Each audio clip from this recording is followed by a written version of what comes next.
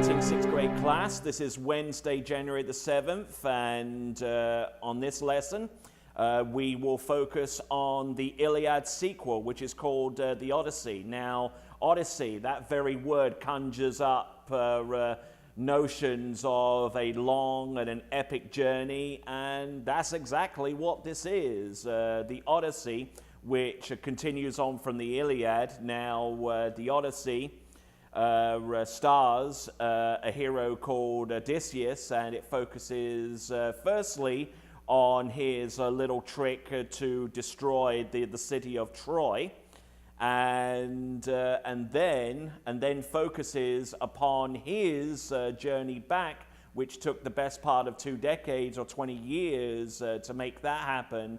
So taking a relatively short trip from Troy back to his home, that took him a very, very long time, and there are a number of little mini adventures that takes place right in the middle, as you'll see right now when I present to you this little presentation on the Odyssey.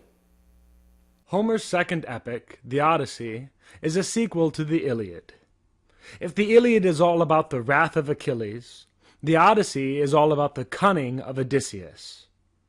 The Odyssey follows 3 storylines, which overlap and interweave throughout the epic. The story of Odysseus' son, Telemachus, trying to find his father.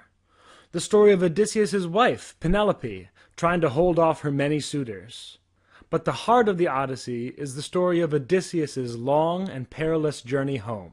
In this respect, the Odyssey offers a sharp contrast to the Epic of Gilgamesh, which is all about Gilgamesh leaving home to find adventure. All Odysseus wants is to go home.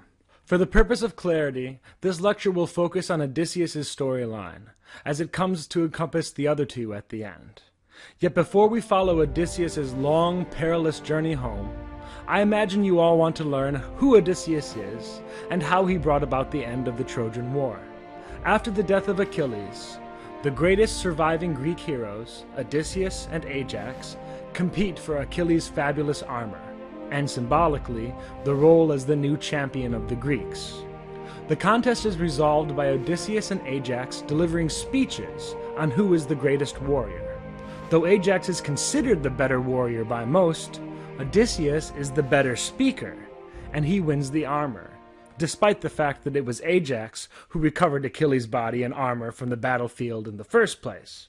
Ajax is so dishonored he decides to kill Odysseus, but Athena, who really likes Odysseus, drives Ajax mad. Instead of killing Greeks, Ajax kills a bunch of livestock. In his shame, he commits suicide, while clever Odysseus goes on to lead the Greeks to victory. It is interesting to note that Agamemnon, the king, who is supposedly the leader of this expedition, is not even in the running for Achilles' armor. Combine this fact with his earlier shameful behavior, sacrificing his daughter for calm seas, taking Briareus away from Achilles, and generally being a pompous ass, and one begins to get a picture of what the Greeks thought of centralized authority, that it put lesser men in charge of their betters. Compare this to the Epic of Gilgamesh, in which the imperial king is the hero. While Odysseus is clearly a better choice than Agamemnon, it is odd that he should have bested Ajax as well. Ajax is very similar to Achilles, prideful as he is powerful. As such, Ajax would seem the natural successor to Achilles as champion of the Greeks. Yet it is not another Achilles that the Greeks need to succeed. They don't need another proud killing machine. They need a brilliant strategist and clever schemer. They need Odysseus. Thus, from the first, we realize Odysseus is a different sort of hero. The differences between Odysseus and Achilles are clear. Achilles is pure brute strength, an invincible warrior. Odysseus is intelligent, a clever schemer. To emphasize this point, Odysseus is protected by Athena, the goddess of wisdom, and herself a child of Zeus and Mentis, literally, thought. Like Gilgamesh, whose mind was enlarged by Anu, Enlil, and La, Odysseus' brilliance is considered a touch of the divine. Another difference is that where Achilles lives only for honor and immortal fame, Odysseus has a much more practical goal in mind. He wants to get home to his wife and family. With such a goal, his approach to honor tends to be a bit more pragmatic. Odysseus is not about to die an honorable death if he can think up an opportunistic way to survive. Though we might find some of what Odysseus gets up to disgusting, he is a much more relatable character than Achilles. Some of us may dream of immortal fame and honor from time to time, but every human being can understand Odysseus' desire to return home to his family after 10 years of brutal war. That war came to an end when Odysseus comes up with the idea of the Trojan horse. The Greeks build a gigantic horse of wood and fill it with a squadron of elite fighters. The rest of the army pretends to sail away, leaving the Trojan horse behind. The Trojans, thinking this great gift a peace offering, drag the massive horse into the city and begin to celebrate. When the Trojans are good and drunk, the Greeks descend from their hiding place in the belly of the horse, attack the guards, and open the gates. A slaughter ensues, which few Trojans survive. With Troy sacked and the pillage divided, it is time to go home.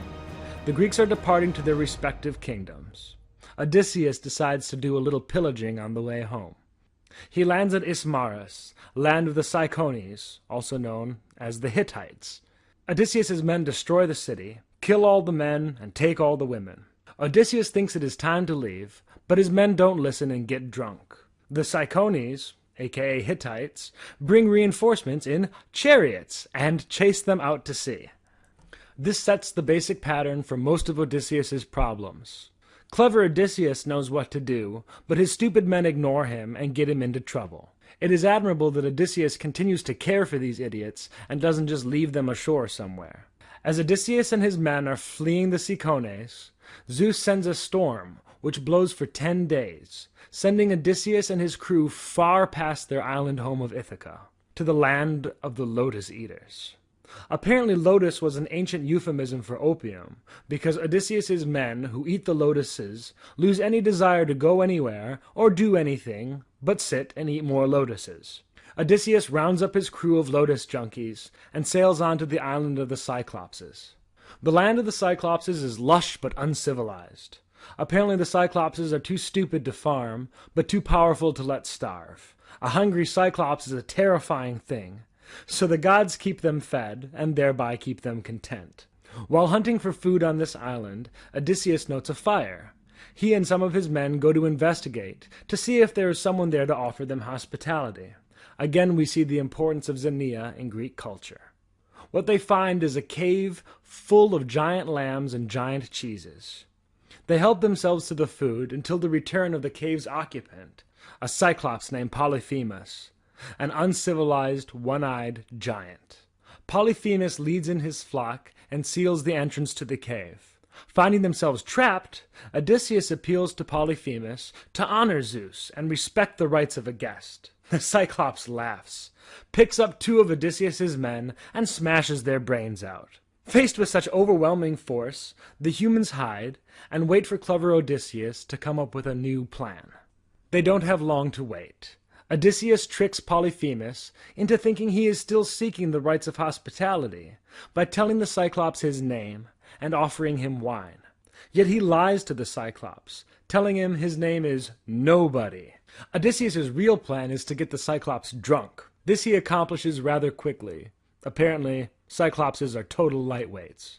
While the monster sleeps, Odysseus and his men jam a red-hot pole from the fire into his eye. Polyphemus shrieks in pain, attracting the other concerned Cyclopses. But when his neighbors ask him if he's all right, if someone is attacking him, Polyphemus screams, "Nobody! Nobody is attacking me!" And the confused Cyclopses depart. Odysseus and his men then escape the cave by clinging to the bottom of Polyphemus' sheep as the blind Cyclops herds them out in the morning. Once again we see the importance of Xenia in the Greek world, and once again we see the theme developed of Odysseus' clever brain beating barbaric brawn. Even Polyphemus' divine lineage cannot protect him from an intelligent fellow like Odysseus. Yet Odysseus is too cocky. Having escaped the Cyclops, he cries out his name so that Polyphemus might tell others who had blinded him. Unbeknownst to Odysseus, Polyphemus is a son of Poseidon, the god of the sea. Poseidon now knows Odysseus' name,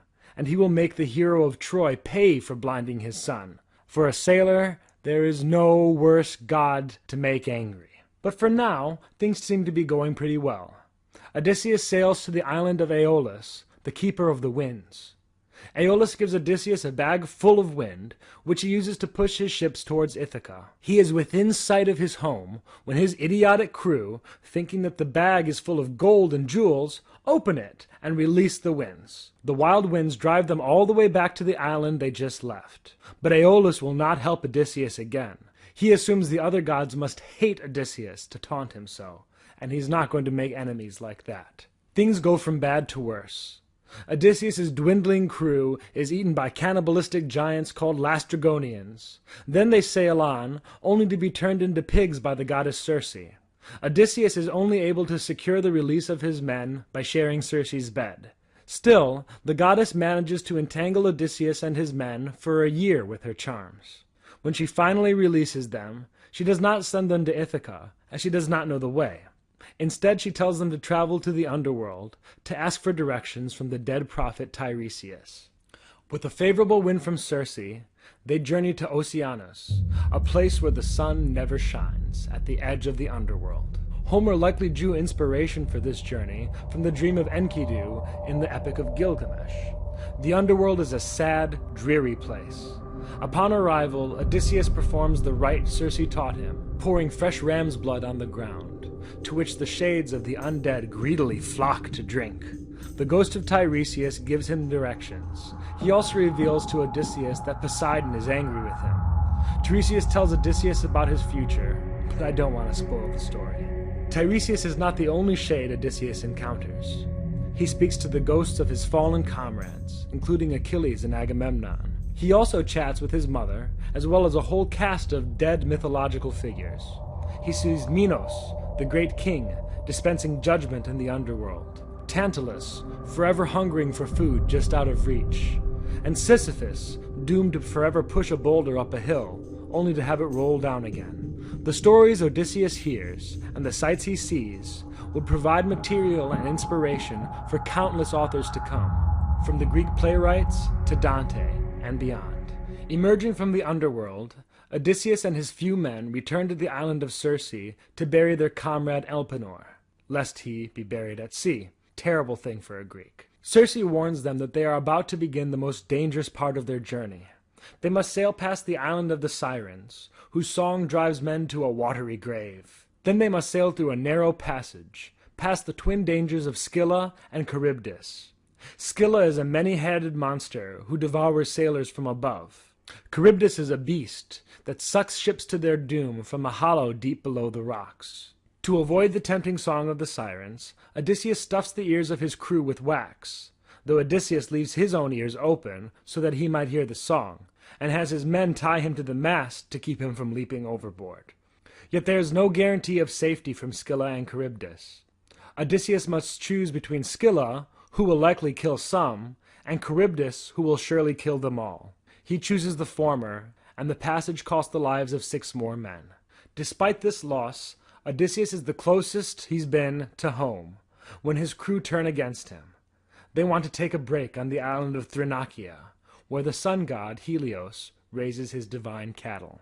In the underworld, Tiresias had warned Odysseus that these cattle of the sun were not to be touched by mortal men. Odysseus tries to persuade his men to push on just a little further, but they will not budge. They land on the island, and Odysseus forbids his hungry men to eat the cattle, and they reluctantly agree. But that night a wind rises, driving away from Ithaca, and the men find themselves stranded on the island for a whole month. Nearly starving, his men give in and slaughter the divine bovines. With that, the fate of Odysseus' remaining crew is sealed. Like the bull of heaven from the Epic of Gilgamesh, if you kill the cattle of the sun, you must die. Fooled by promising winds, the cursed men set sail again, only to be driven by Zeus back into the clutches of Charybdis, who crushes the ship and drowns the crew, leaving only Odysseus alive to float west on a timber to the island of Calypso. He remains on that island paradise for 5 years, yet he is not happy, trapped there by a goddess seeking to make him her husband. His nights he spends as her unwilling bedmate. His days he spends weeping on the beach for his home. At long last, Athena persuades her father Zeus to free Odysseus from Calypso's clutches. Calypso releases Odysseus at Zeus's command, but refuses him any aid in his escape. Free at last, Odysseus builds a raft and sails for home, with the blessings of the gods behind him. But Poseidon has one last catastrophe up his sleeve. He wrecks Odysseus's raft on the island of Phaeacia. There Odysseus recounts his tale of woe. The Phaeacians are so moved, they offer to sail him to Ithaca themselves. Excellent sailors and descendants of Poseidon, the Phaeacians are true to their word, and deliver Odysseus safely to his home. Though on their return journey, Poseidon punishes them by turning their boat to stone. Nevertheless, after 20 years away, Odysseus is home at last. On the shore he meets Athena, who catches him up on what's been going on in Ithaca for the past 2 decades. Odysseus's wife, Penelope, is hounded day and night by suitors, seeking to be the new lord of Ithaca. In their greed, they consume all the resources of his household. Worse yet, they are plotting to kill his son, Telemachus. As guests in his house, they have violated every precept of Xenia, the law of hospitality. Penelope, meanwhile, maintains the interests of all the suitors while choosing none. She dare not insult men so important with no husband to protect her. She promises to pick a suitor when she has finished a large piece of embroidery. All day she spends embroidering at her hoop, and all night she spends picking out the stitches. Before leaving, Athena disguises Odysseus as an old beggar. So disguised, Odysseus visits an old servant of his, a swineherd named Eumaeus, who gives Odysseus a place to sleep and plan. The next day, Odysseus' son, Telemachus, returns from searching for his father abroad, only to find him in the hut of a swineherd. At Athena's advice, Odysseus reveals his true identity to his son and Eumaeus. Together they hatch a plot to exact vengeance on the suitors. Odysseus enters his court incognito, disguised as a beggar. He is offered insult after insult by the suitors, but he bides his time. Seeing that Penelope has yet to make up her mind, and is unlikely to do so, the suitors are trying to decide among themselves who should have her. Odysseus proposes an archery competition, and offers his bow for the suitors to use. The suitors cannot even string the thing. Once they'd all tried and tired themselves out, Odysseus takes up his own bow, bends it, and strings it easily. On cue, Telemachus steps up beside his father in full armor, and the two go on a killing spree. Eumaeus even locks the gates from the outside, so that not one suitor could escape. Odysseus' trials were long and arduous, but his victory is resounding and complete. Well, almost complete.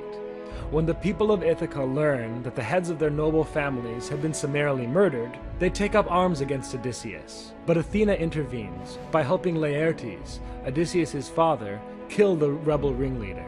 Yet when Odysseus seeks to press his advantage and slay all those who stood against him, he is halted by a bolt of lightning from Zeus. Even the lord of the land did not have the authority to kill his own people, even if they rose up against him. And here, at the very end of the Odyssey, we find the central difference between Near Eastern and Greek culture clearly demonstrated. The cultures of the Near East were centripetal. Whoever was strongest always attempted to centralize power. The Greek culture, by contrast, was centrifugal, driven by a fierce sense of independence and freedom, and emboldened by the protection of mountainous terrain. Greek city-states were always trying to pull away from centralized power and maintain their autonomy. What was true of Greek city-states as a whole was equally true for the citizens of Athens, who would take individual freedom to the highest levels ever known by founding the world's first democracy. But the Athenians were not the only ones to draw lessons from this epic. The Iliad and the Odyssey were not the first epics of history, nor would they be the last. Yet the depth of their character, the timelessness of their themes, and the simple beauty of their tales have established them as the foundation of Western literature. Inspired by these epics, the Greeks would go on to invent the genres of tragedy, comedy, and history. The Iliad and the Odyssey established epic as the core of civilization. Future cultures would return again and again to the Iliad and the Odyssey, knowing that if they wanted to be taken seriously, they would need an epic of their own.